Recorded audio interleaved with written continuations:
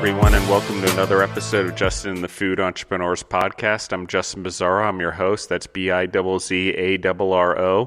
And you can reach me on Instagram at Justin Bizzarro and on Facebook at Justin Bizzarro as well. And you can find our podcast at Justin and the Food Entrepreneurs. So guess what? After a long hiatus, and apparently she's out of retirement, Deborah Michas is back on the co-host. Woohoo! I'm here. Yay. And so, Deborah, it's been 1 year on Martin Luther King Day ago that we started this podcast. Right. I thought you were going to say since I've been on. I was going to say, no, that's not true. But yes, it's well, been almost a year so since you've been on. Congratulations. How many episodes have you done? 131 in 2019. We did 131 episodes. That's pretty impressive. Do you have goals for 2020? No goals. Taking it as it comes. And we've switched the format where we're not recording in advance. We're recording and releasing within 24 hours from now on. No elongated schedule, no recording for the future, just letting it go. I think it's a good plan. I think it works better. Does that mean you'll be on more? Maybe. I don't know. You guys don't understand what it's like to try to convince Deborah to be my co-host on a podcast. I enjoy being on, and I especially enjoy hearing everyone's stories. So I really do enjoy it, but a lot of times this can take up a lot of Justin's time. And so I kind of end up picking up some extra slack on our real job. Oh, so you're saying someone's got to work. Someone's got to work, right? So we got to divide and conquer occasionally. So, Deborah, what would you like to talk about today on our 1 year anniversary of the podcast? Well, I think one of the big things that we've talked about just in our company and our relationship is that it's really important to stop for a moment and celebrate. So I think for one, we should, have a little celebratory something to. So how do you want to celebrate this? How do you celebrate on a podcast? We're releasing another one. Oh, there we go. Okay. Okay. So what is it you want to talk about on your anniversary? Since really you're the one who did all 131. Let's talk about a topic that you and I know too well. And it's probably why we've had the success with the podcast and continued it for 131 episodes, which is perseverance during hardship and tough times. Even though there have been days I haven't wanted to do the podcast or other things have come up, we've still managed to release the podcast episodes. So, Deborah, why do you think it's important to be able to have the skill of perseverance through hardship? Well, I think for starters, I think this isn't unique to you and I. And while we've had our own, things we've had to persevere through over, I think it's a commonality that most people have in their lives. And so, I think one, realizing that when you're going through your hard stuff, because everyone has it sooner or later, is that as much as that's hard for you, everyone has been there, and most people have compassion for that's what you're going through. So I think to just stay steady and consistent in plodding forward in whatever it is you're trying to accomplish, whether it's reading a book, raising children, having a company, whatever it is that you're doing, I think to stay consistent in that, one gives it gives yourself some comfort to be able to know that everything's okay. Most of the time you can really chalk off a lot of things and go, well, for the most part, it's okay. A lot of times our biggest fears come when we don't know something. And so I think that when you start saying the things you do know, you can give yourself some comfort. But I'm a little bit rambling. But I think that really the main thing is wanting to have consistency in your life. And so let's talk about this. So anyone who knows Deborah and I or follows us on social media or listens to the podcast probably might know that we were in Brazil for 3 weeks with my stepdaughters, Deborah's daughters, and one of our stepdaughters, Maddie, her boyfriend, Jack, and Zoe, her roommate, Carlin. So, Deborah, let's turn perseverance into a life thing. On our trip in Brazil, was there an event that you felt that you had to persevere through? Well, there's always stuff. I mean, whether you're dealing with just things that are inconveniences or discomforts, whether it's hot and there's mosquitoes, or whether our flights get changed, or someone's sick, or flights, we had multiple people in multiple cities and just a lot of things. So yeah, you kind of got to keep your wits about you.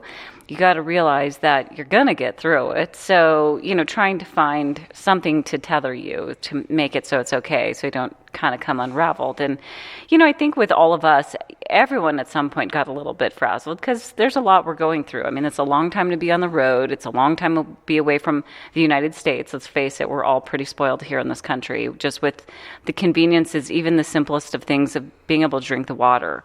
It's a huge thing. So, we had a time where we were literally down. We didn't have any water left and all the stores were closed. So, I mean, things like that. We had to work together as a team and kind of ration what we had left and whatnot. So, yeah, of course, there was always times of that. And so perseverance is both not only for your business as an entrepreneur or your professional life, but also your personal life and with your family. So do you think it's important to teach perseverance to your kids? Oh, completely. Completely. I mean, I'm a true believer in setting people up to succeed. It's one of my things that I just feel like as a parent in particular, you kind of know the predicament you're going into with your kids. So, let's take a small child. Their attention span, and based on their attention span, if you're going to a restaurant, the parents who aren't paying attention to what kids their age can or can't do are kind of the ones who end up with a meltdown on their hands because they're kind of pushing the kids beyond what it is that they're capable of. So if they're real little, you can walk in, you can make your order and say, hey, we're going to be out of here in 25 minutes, and so can you bring the check with the food? And they'll say, sure, no problem. And I feel like that's a small example of with your children that you can set them up to succeed. You can give them an experience of going to a restaurant that it worked out, it was fun, they got food, by not really pushing their abilities. And so I think recognizing that with your children or even in a business, right? Like whether it's your client and they have a timeline and it's recognizing that, it's setting everyone up so they have clear understanding, because when you have that, it's much easier to persevere. I agree with you on that. And I think that one of the things that you're talking about is perseverance is taught in small steps. At 25 minutes as a young kid is different than having to sit through a 2-hour dinner as an adult. Of course. And it goes all the way to then you think of your kids in college and they have to sit still for how many hours every day and just listen to people talk to them and tell them information that they sit in lecture halls. You know what I mean? So the attention span changes dramatically from when they're itty bitty until they go into college. And then someday it might be a totally different thing of preparing them, whether you have a child who wants to try out for the football team or the gymnastics team, and kind of preparing them so they know what the tryouts are going to be like. And so they're not just shell shocked by what it is they're having to do. They maybe have already learned how to do a round off back handspring, if that's what's a requirement to be a cheerleader or whatnot. It's preparing them and setting them up to succeed. So yes, I think it's incremental. And I think as you get older, hopefully you start learning those skills for yourself as well. As you are freshly coming out of college, you don't just walk into an interview nowadays, right? Like you would for sure go and you would figure out who the company is and, learn about what they produce. And so when you walk in the room, you can speak intelligently. You're setting yourself up for success. So yes, I think it's incremental. So let me tie this all together. The thing that happens in teaching perseverance and why perseverance, in my opinion, is so important is that one, as a kid, as you learn it, it helps you get through hardship. It helps you staying persistent in your goal. So if you're an athlete or you're bad at math and you learn to work at it and continue to work at it and not give up, the miracle may happen, meaning you don't want to give up before you've ever had a chance to succeed at it. But perseverance and the time for you to succeed is different for everyone and every child. But in life, as an entrepreneur or a person in business, we persevere and succeed at different times in our life. It's not the same as everyone. Some things come quicker to other people, some take longer. Sometimes we have to experience different things in order for that to happen. but the ability to sort of stick through it and have the vision of where you want to go. So I think perseverance coupled with teaching your kids to have visions and dreams and really support those dreams. When you couple those things together, it brings faith that something can happen. You need to persevere because you have faith that you can accomplish your dreams. And doing that sets you up for success in your professional life and your personal life. Because you can have dreams for your family, and you can build legacies for your family, and you can build legacies in your professional life in terms of building something that's long-lasting, but you've got to have the dreams and the vision to do it. And the only way to do that is perseverance. And that is, and I'm not talking perseverance just to get through it. I'm talking about perseverance all the way to the end until you achieve it. And that can take years, so teaching perseverance through small goals at the beginning all the way up and helping build those dreams, it can take a long time. Sometimes sure. Dreams take years, if not decades. Well, and I also think that not only does it, depending on the goal, right? That can be a huge qualifier as to how long something could take. But you might have to amass enough knowledge or, typically success for anything is not a straight line. Typically, we all have to fall down quite a few times before we hit the pinnacle and have the big hurrah where we've accomplished what the goal is. And sometimes the goal changes a little bit in pursuit of it because you become more informed as to what it is you're actually trying to do. And you start honing in on exactly what it is you want. I think of athletes I know in the CrossFit world, let's say, and some of them, their attitude of like what it takes to be the best or how to get there, and seeing them go through their journey to realize that maybe the way they originally thinking about it wasn't the best way for them. It maybe worked for someone else, but for them, their body, their metabolism, their whatever, that wasn't the best thing for them. So I think in it, there's a constant pursuit of knowledge. It's not just the consistency of going through something and staying at your goals, but it's also the never-ending drive to continue to learn. And I want to focus on that falling down part because a lot of us quit during that hard period or when we fall down, and a lot of it has to do with the emotion involved in it. So something that you and I have been talking a lot about lately, and we've certainly exercised since we've known each other going through the stuff that we've went through, is calmness during crisis. So in order to persevere, you have to master the emotion of staying calm. And I obviously haven't mastered it. No one really has. But because certain things hit certain nerves and certain things like that. But the thing that we need to practice is how do we find calmness amongst a crisis to get through it? Because persevering is part of that. It means not giving up, not getting so emotional about it that you go through. I'm not saying you shouldn't be emotional as a person and you shouldn't have and feel your emotions. However, what I am saying is you need to find calmness amongst them in order to keep going so you persevere. Agreed. And especially in the midst of it, right? Like when something hard happens, it's easy to go to the emotions and let that drive the bus. And so it's really more about putting it in the trunk, letting it inform your decisions.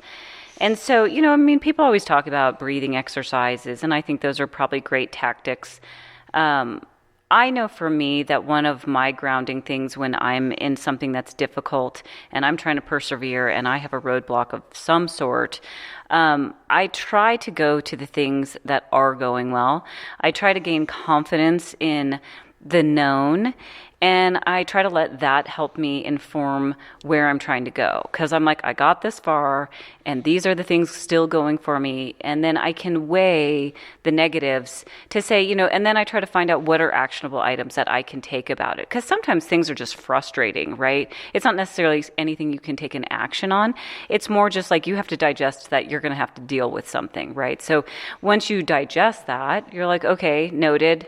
That's on my radar. I know that exists. But now what can I actually do to get back to the task and keep moving down the road to accomplish my dreams and goals that I have? So, I think it's important to always be looking for the positive that exists in your life, because that's where you can gain confidence to keep going forward. Well, and I think that's part of perseverance also, right? It's building confidence as you go. Because if you don't understand that you're building confidence and every failure is a learning lesson to build confidence and make you better, and that every fall down is actually a lesson to make you stronger, make you smarter, make you more successful in your endeavors, that you can get beaten down. Right. You said, Justin says a lot of times, he's like, if something hard happens, he's like, he tries to not have the attitude of that happened to me, but that it happened for me. And that's sometimes a hard perspective to take on when you're in the midst of it. But if you can adopt it, it truly is beneficial, because whenever that thing is that happens that knocks you down, there's so much learning that takes place in that. And, on a funnier side, a lot of times the hardest things that happen in life are the things we end up laughing about. And so, the other little mantra I have is, if it's funny someday, it's funny today. So if you can find that humor, I think that helps a lot.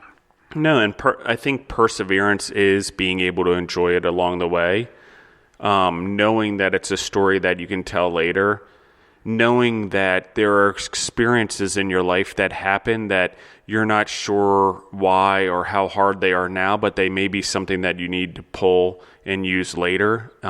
Everything becomes part of your deck of cards where you can play to win the game.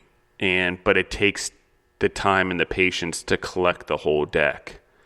And it's different for everyone. It's been different for me. It was different for Deborah. It just depends on the willingness to do it. And some of it, comes later in life. We don't always get it at first, or we don't always understand our purpose or where we need to apply the perseverance. But knowing that we need to grow. So I think one of the things that, if I could give any advice on a general scale for people who don't know what they want to do or don't have a direction or are not sure, it's that you need to persevere in growth. That would be number one. You need to be constantly growing, whether it's reading, whether it's listening to podcasts, whether it's talking to other people, whether it's a mentor. And that perseverance, there is no end success. I truly believe it's something that you have to do to the day you die. Like, we have one chance at life and we have one chance to grow. We should grow all the way to the end, and then give back for it and help other people grow along the way. I agree. When it's all said and done, we can't take any of it with us, right? So it's all about the time we spend here on Earth with people that we care about. It's about making an impact. And so, I think also perspective is an important part as well. Sometimes if you can pull it back and kind of put it in the realm of the importance, a lot of times it's easy to see something that is difficult in our lives or whatnot, and it might just seem so monumental. But if you can gain perspective, and I think that's one of the beautiful things about traveling and whatnot, is you realize that you're one little person, and the vast majority of the stuff that's going on in your life is actually going on just inside your own head. It's not a living, breathing, actual thing happening. A lot of it's just your perception of it. So if you can get perspective, pull it back a little bit, you might realize that it is not quite as bad as you're building it up to be. No, I think that's 100% true. And when you're in the moment, especially if it's your business or your family, the emotions can be heightened because you're so invested in it's part of your life. But to Deborah's point, if you can laugh about it later, you can laugh about it now. The reality is this, and part of the reason you can laugh is if you really think about it that way, and you think about it that it's happening for you, this is a lesson that'll probably never happen again. So laughing is, okay, I'm learning that lesson. It's hard. Let me, figure out how to, turn this into something good and a good story, because I'm going to make sure it doesn't happen again so I never have to tell this story again. And I can be stubborn. So, grain of salt when I give this advice. It may take you a couple times to learn it and a couple stories, but then that becomes part of the story that you laugh about yourself. Because if I do something 2 or 3 times, I'm starting to realize that, hey, this is being put in front of me for a reason, and I've got to learn something from it that I'm not learning. So I need to change my perspective on it. And that takes perseverance. Like Deborah said, it's not a straight line. It's a zigzag all over the place. And perseverance is hard, and it takes a lot of mental toughness. And we develop that at different points in our lives also. But I think it's important, what Deborah said is, if you start off doing it with your employees or ways of presenting problems and working through it as a team, that you're starting to build perseverance at your work. So how do we do it as a family? Part of traveling the way we do for 3 weeks is we didn't go for 3 weeks the first time we all traveled together. We set a goal of 9 to 10 days. And, as going to Europe, and it was, a little bit easier, and we didn't fly from city to city. We kind of drove, so there was the comforts, and we start integrating our way in, to going to Russia for the World Cup, and that's, 17 days. So we're extending it a little bit to now being able to handle Brazil for 3 weeks, And we had a little bit of time in there with Thailand, and with the kids, we were only there for 9 days, but that's because of scheduling. So we've sort of worked our way through this and persevered through things where things like hiccups that happen, we succeed at. So the same thing has to happen in our businesses. These things that are happening are opportunities for people to learn and persevere.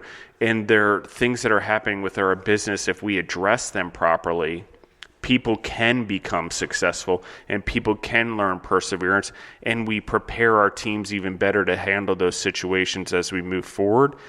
And if we talk about perseverance, we want them to learn those lessons because we want them to achieve the vision and the goals of our companies. Yeah, for sure.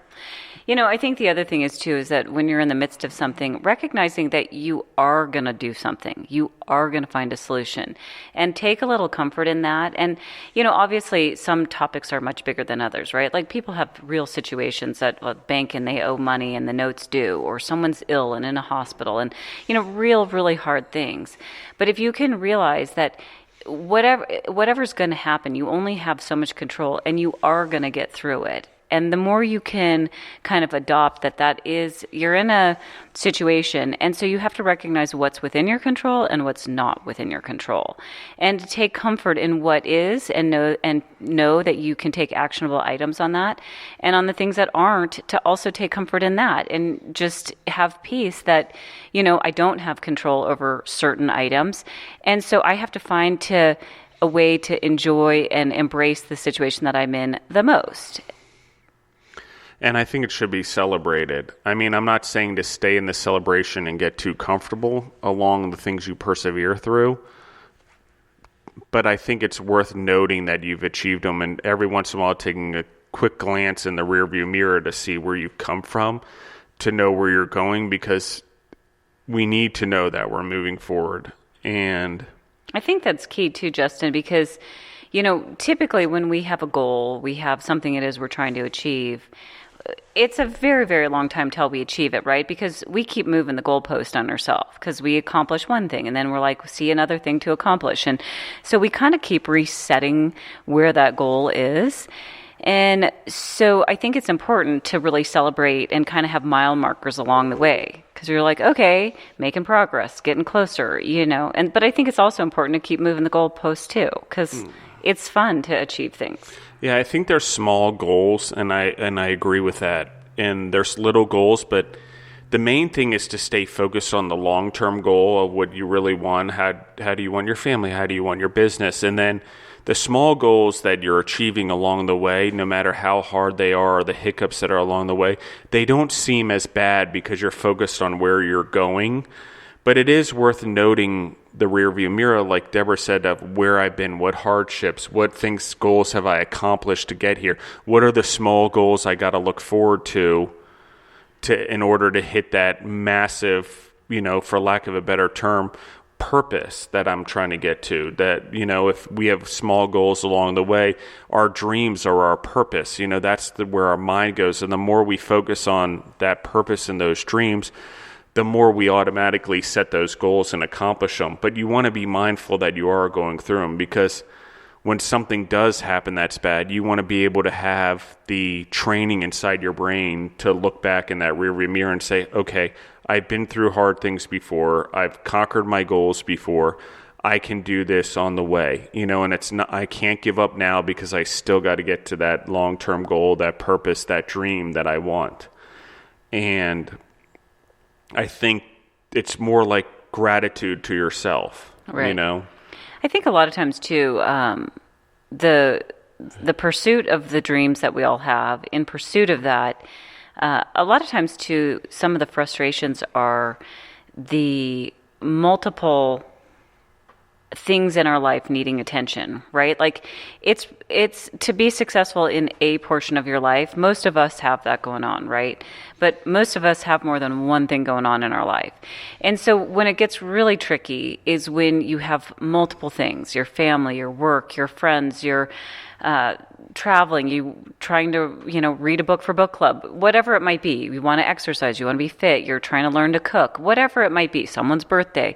And so, it's when you're trying to juggle all of that too.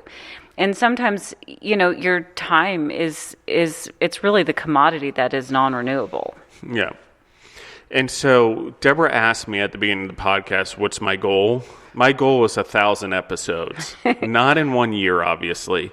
But that's my long-term goal, and how I get there, I don't know. And I've thought about restructuring it or starting a new podcast and sort of reformatting it and, not looking at the mistakes. But I want everyone to be able to go back and see it. When we first started the podcast, we did a lot of Motivational Mondays where we'd pull a quote from someone famous and then talk about it.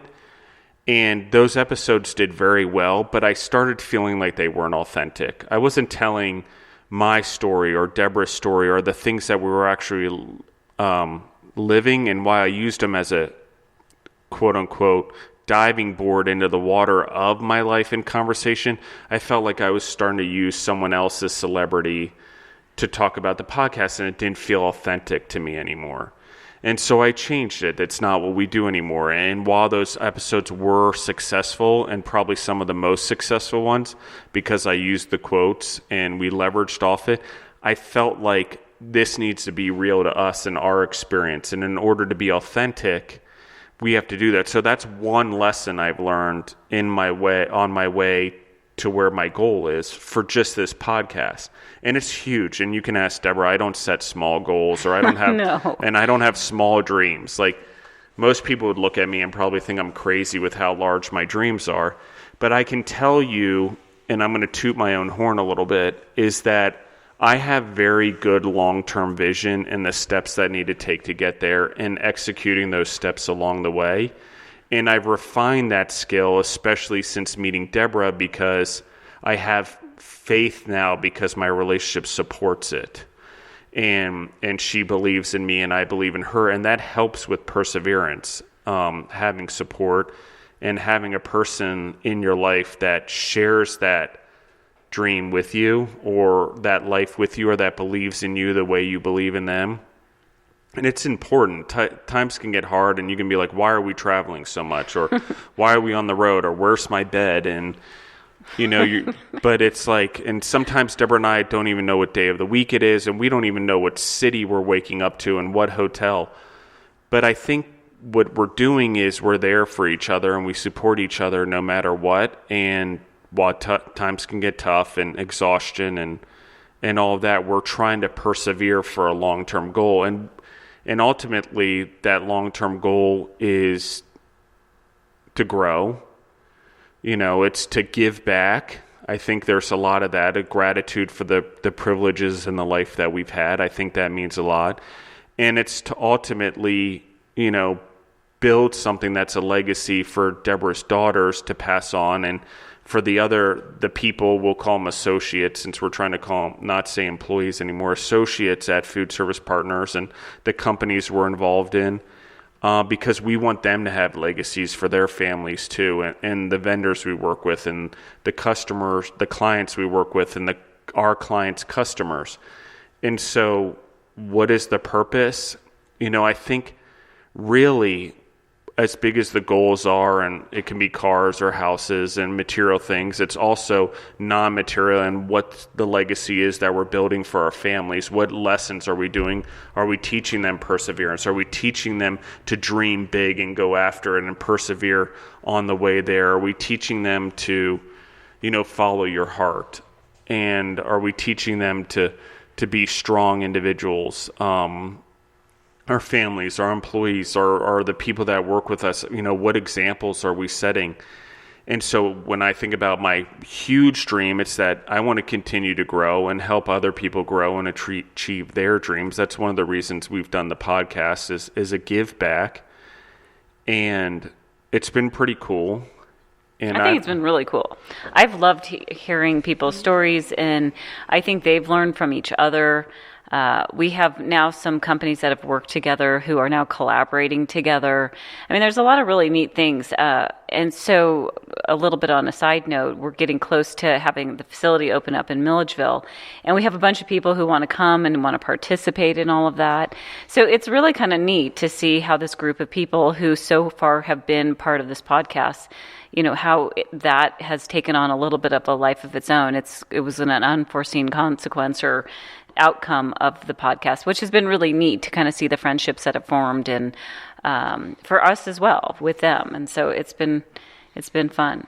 And one of the things is how much, when we set a goal to do the podcast, or I can give it a number of 1,000 episodes, but Deborah's right. There's been unforeseen consequence, friendships, a lot of friendships and bonding with people that, I didn't know a year ago. And a lot of people I did through Georgia, but a lot of people across the country I never knew. And we have these deep relationships and similarities and growth together.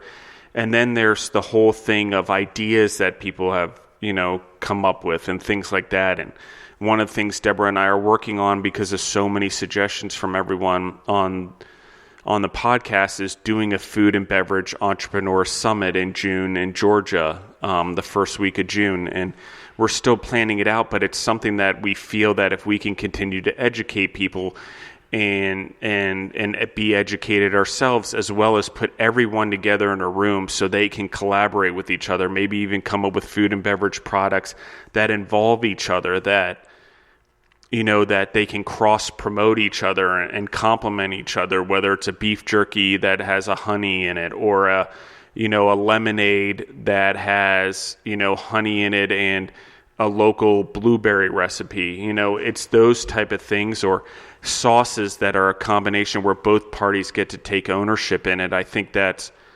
huge. And so how do we promote and grow those relationships? Well, the podcast, I encourage people to reach out to the people that are on the podcast, especially through social media. But I also encourage people to come be a part of what we're doing in the next steps. We're not going to end the podcast. Obviously, I have a huge goal, so now I got to commit to it, and I just admitted it out loud. So now I've just made myself accountable to it, which does help on the road to perseverance, by the way, is when you call it out loud or say it now, you've got to do it. And so,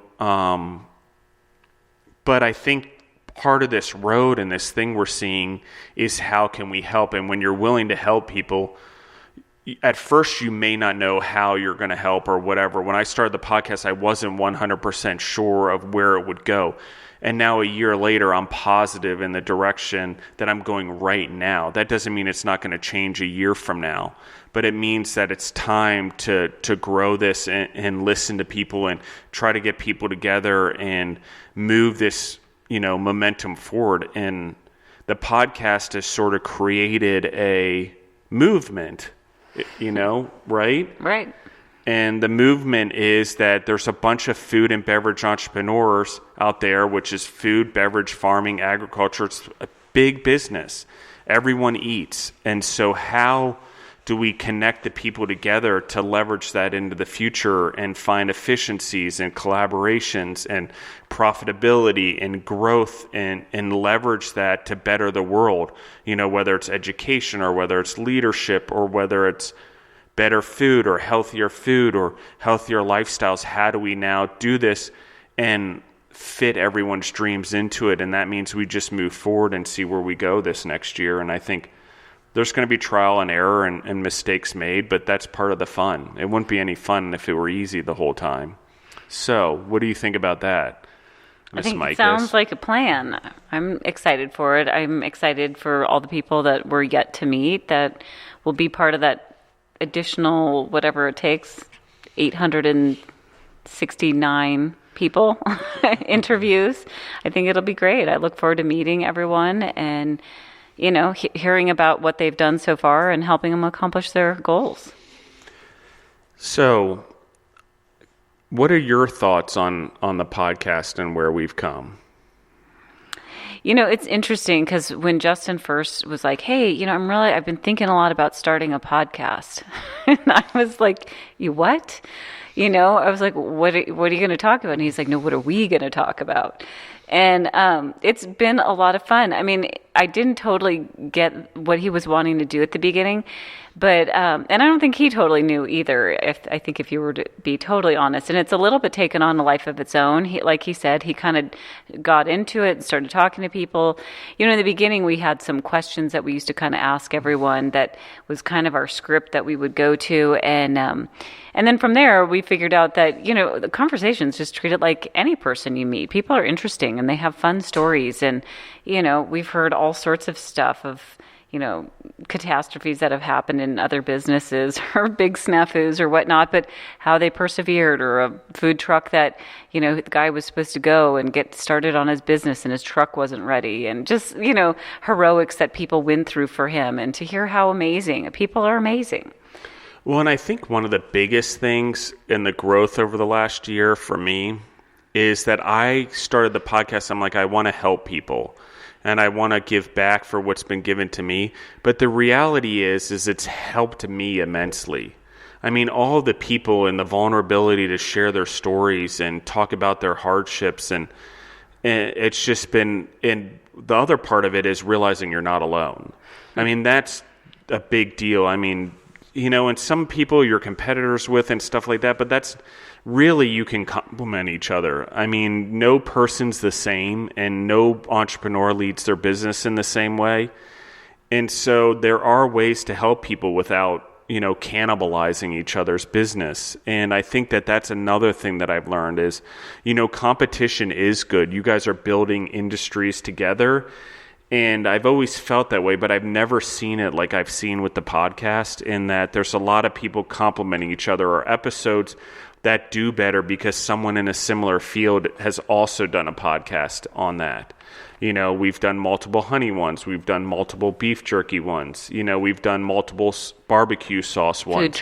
Food trucks. And they complement each other in an interesting way when we group them together. And I wouldn't have expected those episodes to do better than the other episodes, simply because there's two of them, and now both of them are getting the marketing and advertising by just being on the episode, by people sharing it across the world, by the way. So, we didn't talk about this, but, 77 countries have listened to this podcast. It's crazy. Syndicated all over the world. Yeah, it's a little bit crazy. It's a little bit humbling. It's not what I ever expected. And we've interviewed people in Australia and the United Kingdom and Turkey, and, we're starting to grow from there, and we have interest from South America and Africa and things like that. So, where it goes, I don't know, and how we're going to integrate it all, we're trying to figure it out. Time zone difference is the hardship, that's for sure, trying to record the podcast. I've recorded a couple late night podcasts just based on wanting people to be on there, and they're in a different place. It adds to the story, though. It adds to the fun. And on that note, to all of our friends in Australia who listen in, and all the people we've recorded, and we've got some lined up to record this year from Australia. I mean, it's a terrible thing that's going on there right now. Talk about perseverance. Yeah, and the koalas and the animals, it breaks my heart, but people's homes and livelihood, and, it's like, I grew up on a farm, and I love animals, sometimes more than people, but it's, that's just me being sarcastic, but I really do love people and want to help everyone and animals. So it's like how to help this situation that's going on there when you're really helpless a half a world away. And it's heartbreaking. The amazing thing, though, is when tragedy like that happens is how people come together to help each other. It's the blessings in disguise. And I'm not saying that a fire of that magnitude is a blessing, but blessings come from it. No, it's true. And the loss of life, that's hard for me. I can't even speak right now. I think it's just one of those things that I can't even fathom. I don't wish it upon anything or anyone, that type of destruction. And I know from fires becomes the phoenix and a rebirth and a new life and all of that. And I appreciate that for sure. And I understand the cycle of life. It's just hard to watch and see that's going on. So everyone that listens in that's from Australia, and our prayers go out to you guys, and we appreciate you guys listening in, and we love you guys. And if there's anything we can do on this podcast to promote something fun, donations, something like that, I'd be happy to do it. If someone wants to reach out to me on social media, I'd be happy to do an interview on here to help any way that we can. So I should probably take something into action there and figure out a way to do more. But on that note, I encourage everyone to do what they can for Australia right now. And, we're all humans in a world trying to survive, and there's plenty of animals that are part of our circle of life. So helping, I think, one, it makes you feel better. Two, when you show gratitude, it helps you persevere. Because you're appreciating your life along the way, and you're showing gratitude to someone else who's going through a hardship and needs to persevere through something. So helping other people persevere, I think, is a way of persevering yourself.